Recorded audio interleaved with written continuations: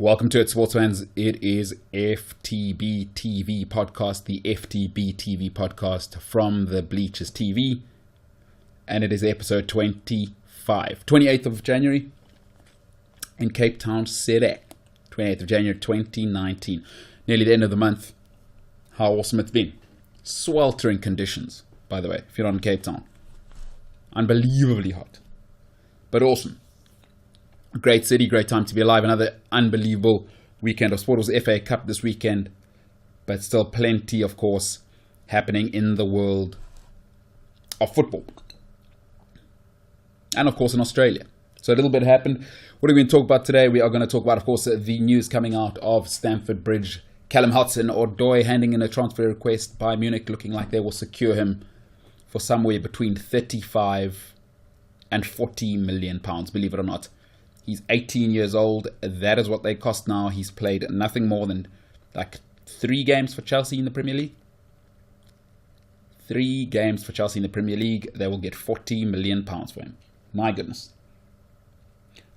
I'll ask, will they regret selling a Callum Hudson-Odoi, a product, of course, of that unbelievably successful side that won 2 Youth FA Cups, 2 Champions League, Youth Champions League titles in a row. All products of that Chelsea Academy. Unbelievably successful. And then, of course, very much in the same vein, I've heard enough and seen enough arguments on Twitter, in the media.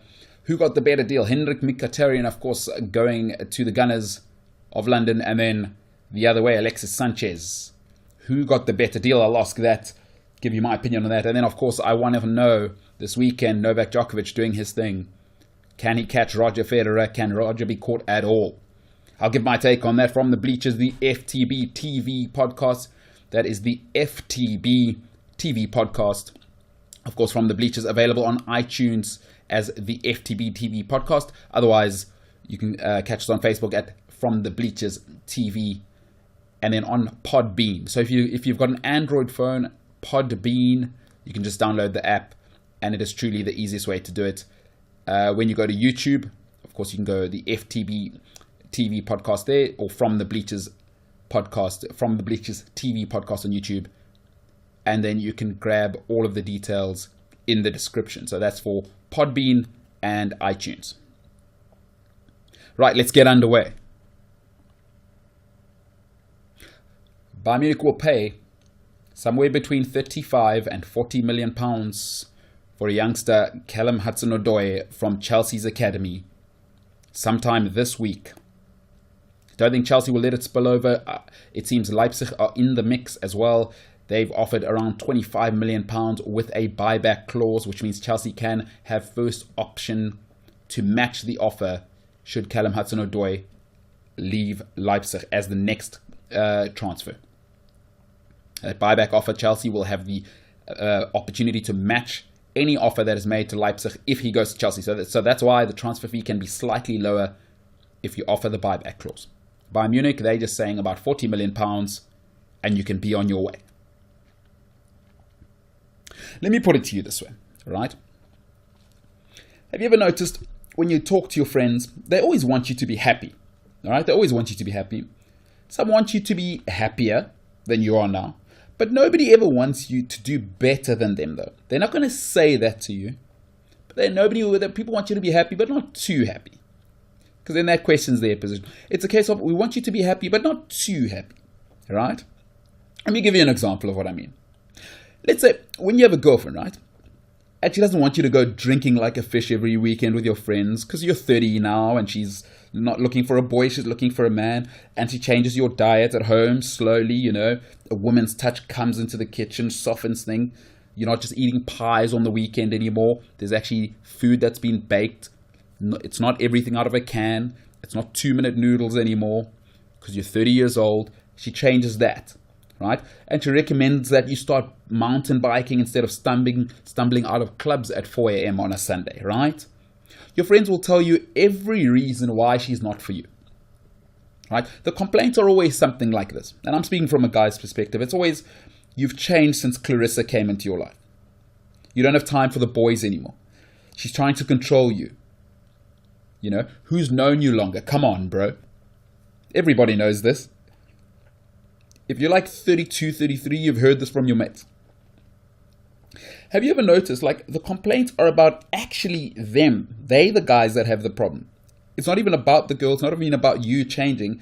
It's that they don't get to see you anymore. It's that their lives, maybe some of them are like, oh, I wish I had a girlfriend. But let me vent my anger through this channel. So it's always like, it's always about them, actually, if you look at most of these complaints, you know? Like, who's known you for longer? You've changed since you've met Clarissa, you know, since Clarissa came in your life. Like, you've changed, so it's affecting me.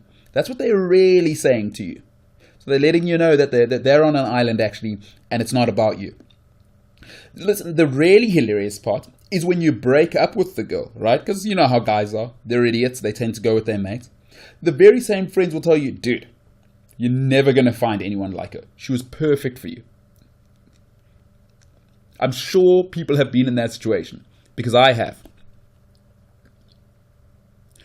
Callum Hudson-Odoi, right, at some stage this week, will go for a reported £40 million to German giants Bayern Munich.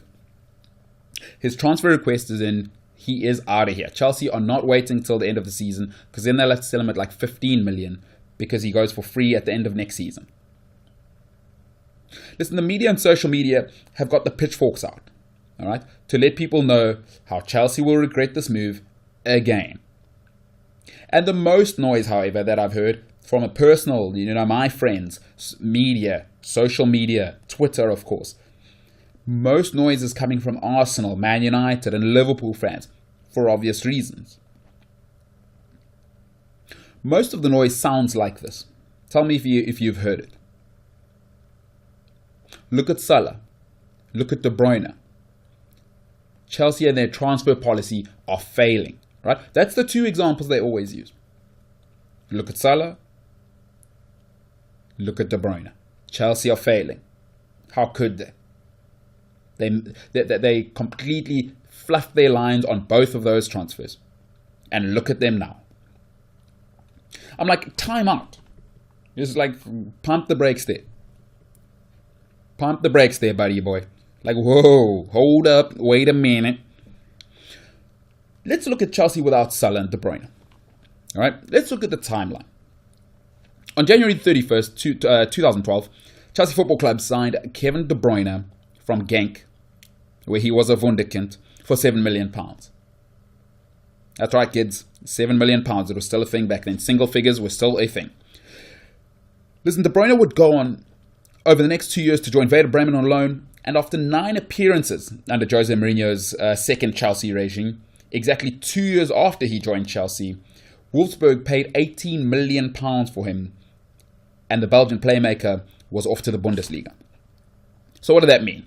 Chelsea made £11 million on a man who'd made just 9 appearances for the Blues, right? So De Bruyne only played 9 games for Chelsea, and the rest of the time he was at Werder Bremen and then Wolfsburg on loan. Listen, De Bruyne in 2014-2015 almost single-handedly took Wolfsburg to the Bundesliga title. And ultimately they came second, because this Bayern team's unbelievable. It's the most dominant team in Bundesliga history. But they did win the German Cup, and he scored one of the penalties in that. And he was just unbelievable. Listen, that year, De Bruyne had 16 goals and 27 assists. And I think quite rightly was German Player of the Year. And that's when the noise started. There go Chelsea again. On the 25th, on the 30th of August in 2015, Man City spent a club record of 55 million to bring De Bruyne to the Blue Half of Manchester. And since joining, De Bruyne has won a Premier League title and 2 League Cup titles. De Bruyne last season was pipped to the Player of the Season after laying on 16 assists in the league single-handedly by himself. Remember, the top 4 assist makers in the Premier League last season? All Man City guys. Isn't that scary? But top of the pops with 16 league assists. A quite staggering number. He was pipped by this man to Player of the Season. You guessed it. The Egyptian king himself, Mohamed Salah. Him and his 31 goals were crowned the Premier League Player of the Year last season. The Egyptian king Salah arrived at Chelsea in 2014, January 2014, And after only 19 appearances and successful loans, because he went to Fiorentina in that sort of first season and then Roma in the second season. And in August 2016, Roma made the move permanent. So they said, look, this thing's going to work out. Your first loan season was incredible. And then Chelsea made a profit with the loan and the transfer fee of about 6 million on Salah when he went to Roma. All right? On the 22nd, right, of 22nd of June 2017, Liverpool paid a reported, I think it was about 50 mil when you look at it with all the add-ons. So that's 50 million pounds for Salah, and he went on to score 31 league goals last season. Quite incredible. He was part of Liverpool's run to the Champions League final. Ultimately, he was the EPL Player of the Year. Quite incredible. Phenomenal season. On a personal level, phenomenal season. It's like, how could Chelsea lose out on such talent? Liverpool, Arsenal, and Man United fans keep blogging and tweeting, and the media keeps blogging and tweeting and writing. Chelsea have made 2 monumental errors with those guys. I go, stop it. Do me a favor, stop it. What are you talking about? What are we talking about here? All right? Chelsea made a £17 million profit on the 2 players for just 28 appearances between both of them. All right? Chelsea have since won 2 Premier League titles, an FA Cup, a League Cup, and a Europa League title. I'll narrow it down: 4 domestic titles and a European title. 5 titles overall. That's just Chelsea on their own. In all this time, right? This is since 2015, Salah and De Bruyne in the league. Man United, Arsenal, Liverpool, and City combined. Listen to this. Man United, Arsenal, Liverpool, and Man City combined have won 1 league title, 3 FA Cups, and 3 League Cups. Salah has won nothing. De Bruyne has a league title and 2 League Cups. I'll repeat what Chelsea have done in the time span without either player. 2 league titles, an FA Cup, a League Cup, and a Europa League. That's just since these guys, without either Salah, without De Bruyne. Salah has nothing. De Bruyne has a title and 2 League Cups.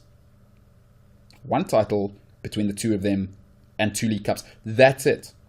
Man United, Arsenal, Liverpool, City combined 1 league title, 3 FA Cups, and 3 League Cups. That is between the 4 clubs. I'll say it one last time. De Bruyne, a league title, 2 League Cups. That's it. Salah, nothing. Chelsea, right, have been better without both players, right? They've been better without both players. To be honest with you, I don't know how much better it could have gone for Chelsea. Besides another Premier League title, I don't know how it goes better for the Blues. And listen to me, Chelsea have been better without both players. And to be honest with you, Hudson-Odoi, like milk to a lactose intolerant human, he will not be missed. He will not be missed. As long as Roman Abramovich is at Chelsea Football Club, and I keep telling people this, he is the best owner in European sport. You never hear from him, and his pockets never seem to be shallow. It's the dream owner, bottomless pockets, ambitious early, and he's kept compounding that interest. He has kept compounding that interest. Hudson-Odoi, all the best, my son, but Chelsea have done it without Salah, without De Bruyne, and they've been better than ever. The ownership model is centered around the owner, not the players, not the managers. Every other club is kind of between the board and the coach. Chelsea is the one club in Europe where the owner is everything. And he has been nothing but phenomenal. Hudson-Odoi off to Bayern Munich. Chelsea will pocket 40 million for a youngster who we don't know how it'll pan out. Stop it. Arsenal, Liverpool, Man United, Man City need to behave themselves. Chelsea better without both of those players. Now, speaking of two players that evoke different emotions, I've had interesting conversations and I've been reading unbelievable tweets. Football fans are the best with banter. I think one of the most interesting stories which has gone underreported, in my opinion, is who has actually got the better deal between United and Arsenal. For some people, it's been a conversation, and I've heard both sides do their arguments, and I'm going to give you my view. Let me give it to you this way. Have you ever swapped a couch with a family member? Think about this experience. If you've ever lived alone in your own apartment and you start to gather things and you maybe move to another apartment, have you ever swapped a couch with a family member? Listen, the couch that you get never seems to fit in your trailer, and you have to have reconstructive surgery on your back because it just seems heavier than yours, and then you've got to get it through the doors and it never fits, and it's just a nightmare. Right? The new couch always seems too long for your partner's feet, your girlfriend or your boyfriend. It's too long for their feet to be able to touch the ground while they're sitting. You know the type of couch. And then nobody can sleep over anymore because it's too short for anybody who's not an Oompa Loompa to stretch their legs out. It's a nightmare. It's not the old couch. Right? Eventually, though, what we do convince ourselves is eventually you're you know what? The material is better than the older one. Right? Plus the cushions are better for my posture. You start to convince yourself. You know how we do this. The worst part of all of this is that you didn't really want to swap the couch, but once you've got it over the railing and you've lost your deposit for the damages you've done to the walls, it's oh well, might as well keep it. Because now it's a shambles. I'm not getting my deposit back, and I'm not putting this thing over the railing again. I'm on the second floor until I have to leave this apartment, right? Do you know what I'm saying? The worst part of all of this, right? Exactly, that's the worst part. You've lost your deposit. It's a shambles. On January 22nd, 2018, Arsenal Football Club, right, and United, the red half of Manchester, swapped Alexis Sanchez, who went from the Gunners to Manchester United. Henrikh Mkhitaryan went the other way. He joined the Red Devils. And what an interesting period it's been. Now, let's be very clear. This deal didn't really work for either team in reality. This deal didn't really work for either team in reality. Tell you what, Arsenal lost their only genuine winger, right? They don't have any wingers, and it's been a problem for them to try and stretch teams. They're so narrow. And Mkhitaryan, in reality, is exactly a carbon copy of Ozil, and number 10 with a fragile mentality and a liability without the ball. The problem with their contracts and the amount you're paying both of them is that they almost have to play. We've seen the troubles with Ozil lately, but Ozil's better. He's a better version of Mkhitaryan, so they already had that. Arsenal, they had to get rid of Sanchez because reports were that he had gone rogue and he was persona non grata in the Gunners' dressing room. That is the reports coming out in the media. They said it was intolerable for the rest of the players. So in my view, United signed Sanchez. This is a big part, I think, that people miss.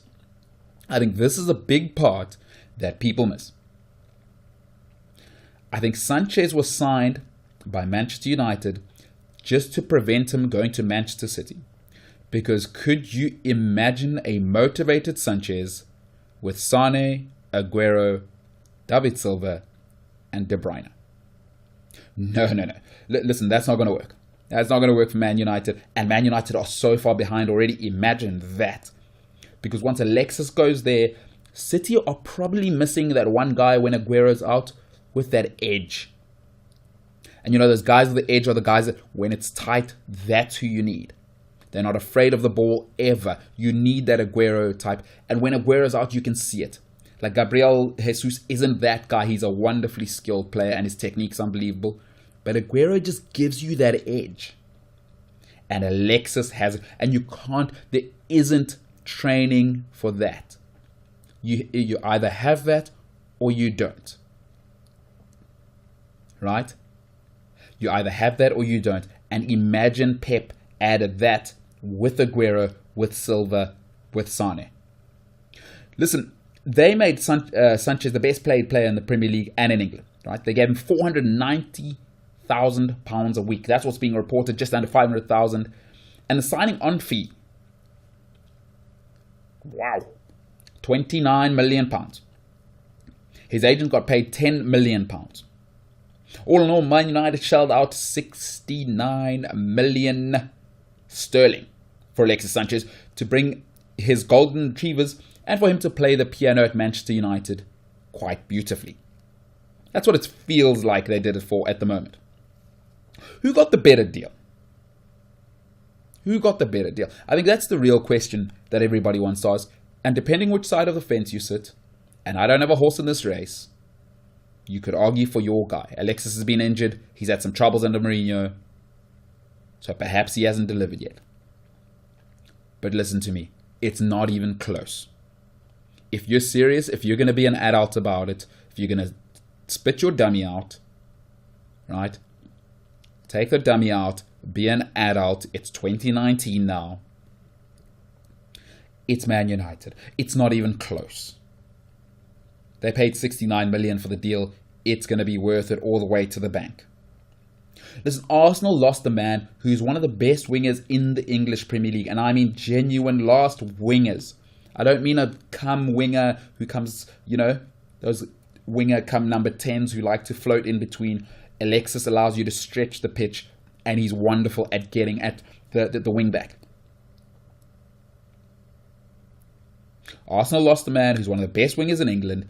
And even though he was much aligned, right, at Arsenal, he was their player of the year in 2015 and 2017, and the heat was already up in 2017. But he was so good, and even some of the fans were against him, but they still voted him as the player of the season. And the trouble really started in 2015. He still won the player of the year.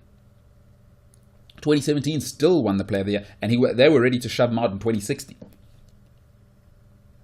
Listen, Arsenal, who already have a soft underbelly, got a player who seems to have the aggression and the passion of a sopping wet blanket on a rainy day.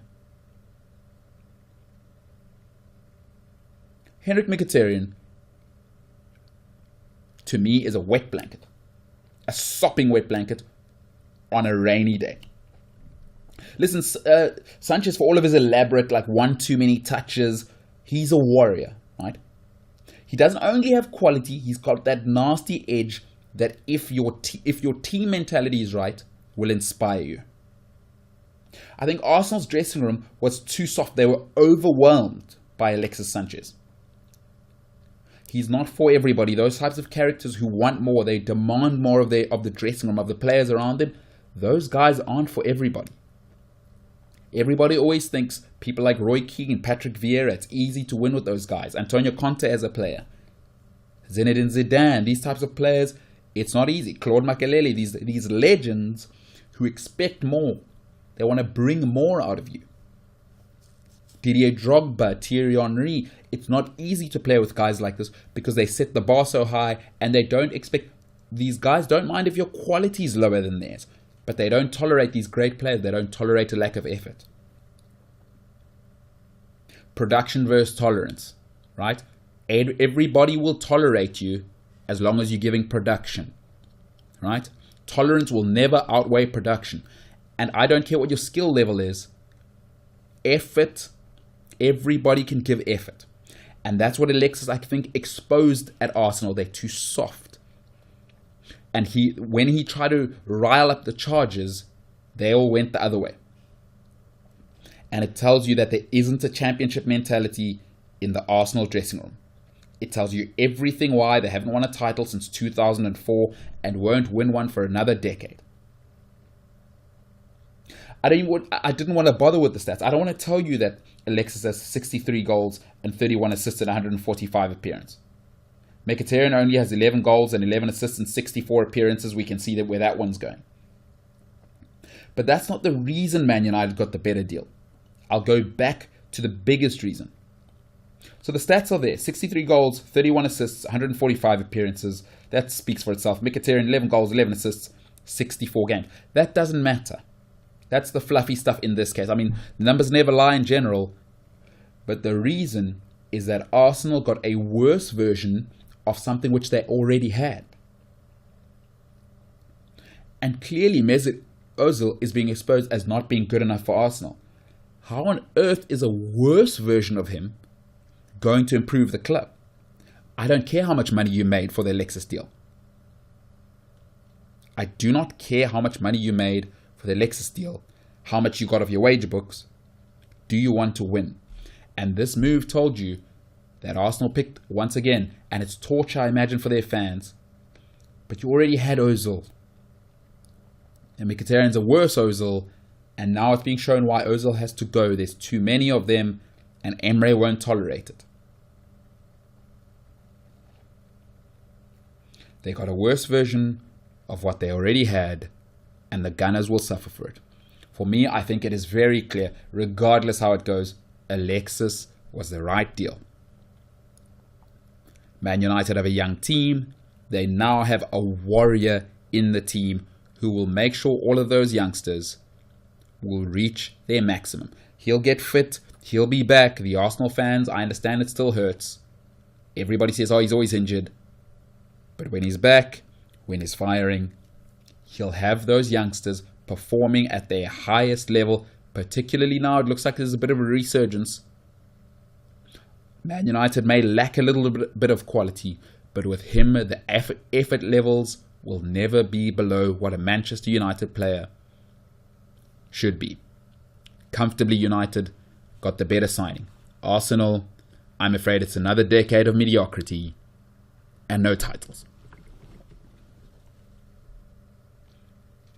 Speaking of titles, I'll tell you what, Aussie Open this weekend. My question to you, and what I've been asking myself since yesterday, is can Roger Federer be caught?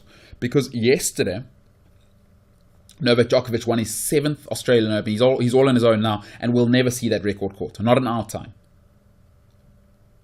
Not at the Aussie Open. It's sensational. That's 15 majors overall. He's 5 behind Roger. He's 2 behind Rafa. The question really now is, can he catch Roger?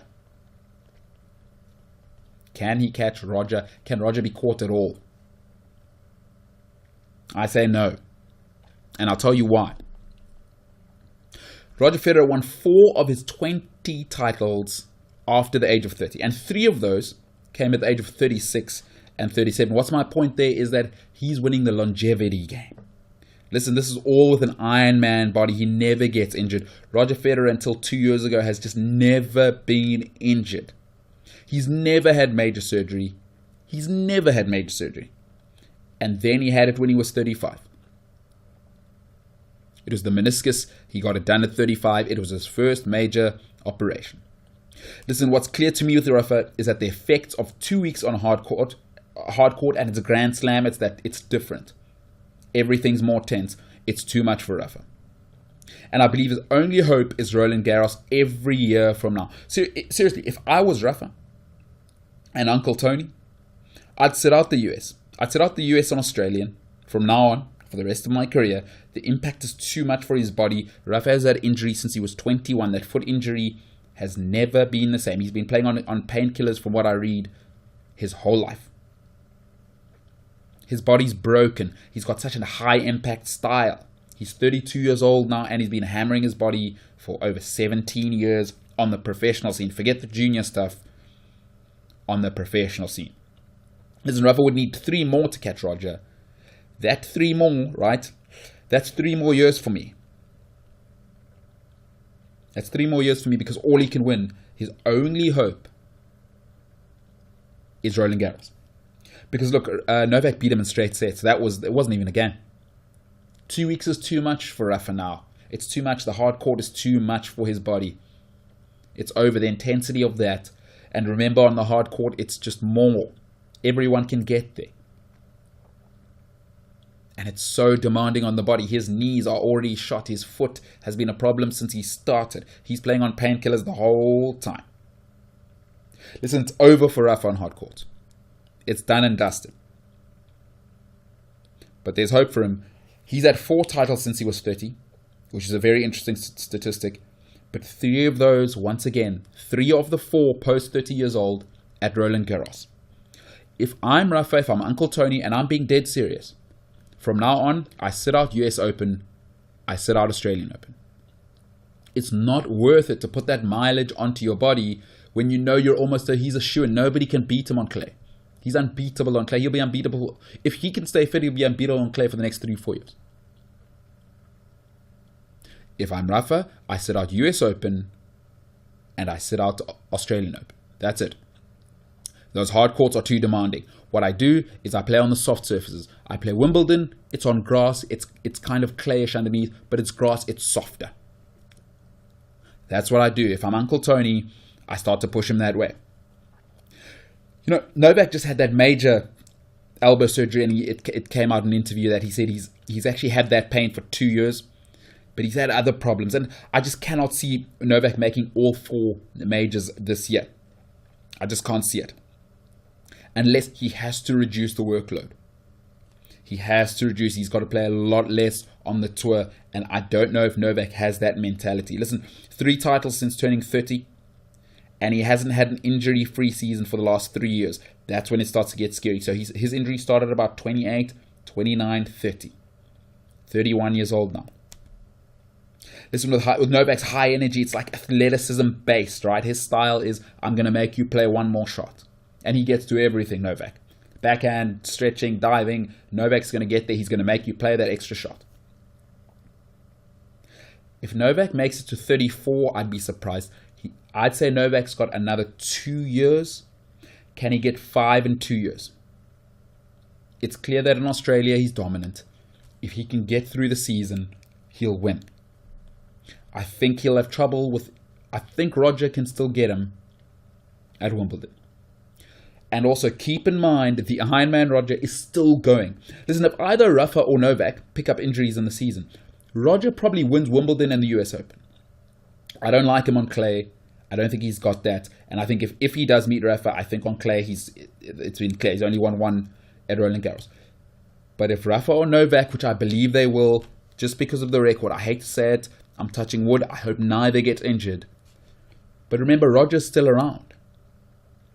And Federer has shown he can still string 2 weeks of championship tennis together. We saw it last year. He got the victory in Flushing Meadows. Pardon me, in Australia. That was in Australia last year. So he's had the most low impact style compared to the other 2. And to be honest with you, I think he probably gets 2 more. I think he probably gets 2 more because I just think he stays out of reach of these other 2, of Rafa and Novak, just on pure longevity. I don't know if either of those guys are going to make it to 34, 35, right? Pure longevity keeps Roger ahead, and I think Roger wins 1 or 2 more. Novak already took time off for mental fatigue. That's another thing that people have to consider.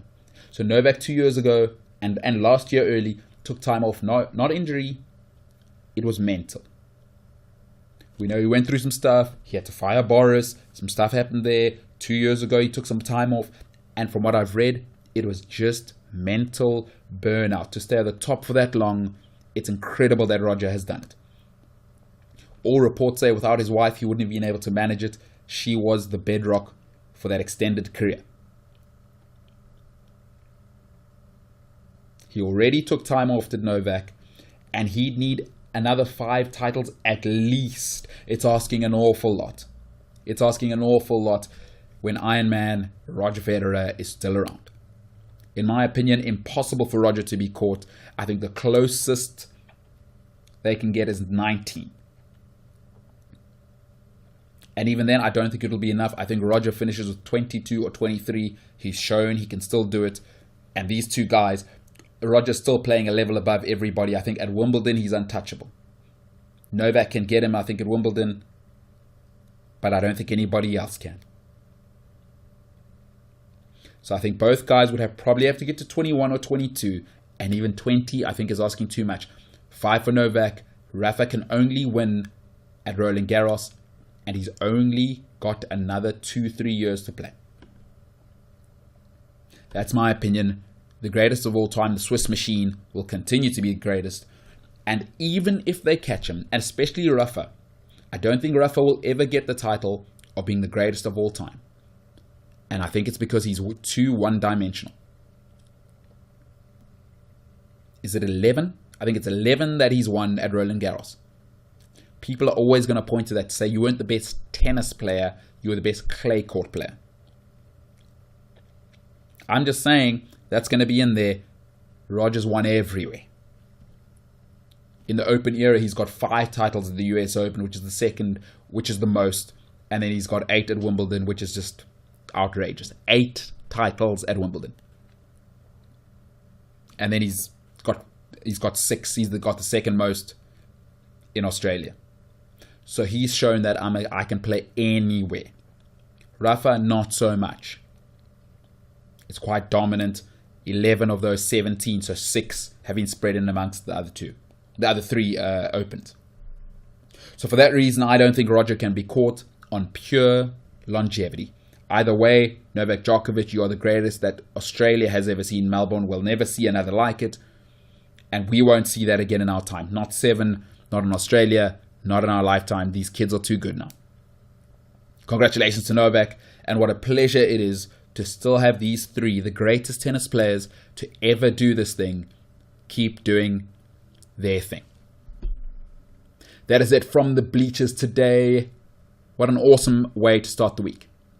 Looking forward to a great week ahead. Plenty of sport to come. Of course, the Friday 5, if you didn't hear it, go and take a listen to episode 24, the greatest defenders in the Premier League. That was an awesome list. Would love to hear some feedback from people, see what they think about my list of the greatest defenders to ever play in the Premier League. Plenty to come this week. We are back to Premier League action. So until tomorrow, thanks for joining me. FTB TV podcast available on iTunes, of course. That is FTB TV podcast, FTB TV podcast, iTunes, Podbean if you've got an Android phone. Otherwise, we are on YouTube at From the Bleachers TV. So thank you for listening today. Looking forward to being with you guys tomorrow.